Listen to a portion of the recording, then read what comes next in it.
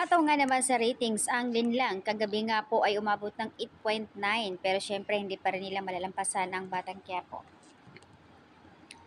It's a time slot ablaze last night, February 6, at the delivers another solid triumph and the ratings of the battle versus Love Direct. So ayan, 8.9 plus araw-araw pa nagtitrending, Juliana and Victor. Mamaya mapanood tayo sa TV5 Kapamilya Channel Linlang after ng Batang Quiapo sa primetime bida. Congrats Linlang, ang lakas ng Kim Pao, number 1 sa TV ratings and online views, the best talaga. Ano ba ang meron? Bakit nga ba lagi kayong mataas ang ratings nyo? And in fairness naman, lagi kayong trending. Yun ang tanong ng isang netizens dito.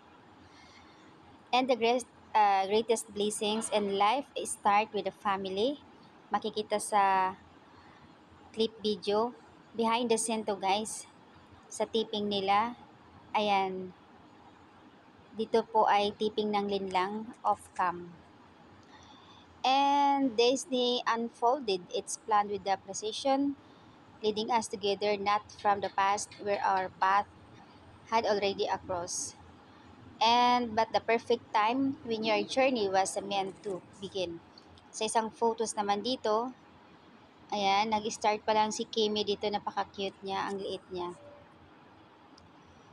So, ayan po yung update. May post si Kim sa kanyang IG, sa Twitter, about ang BK friendship.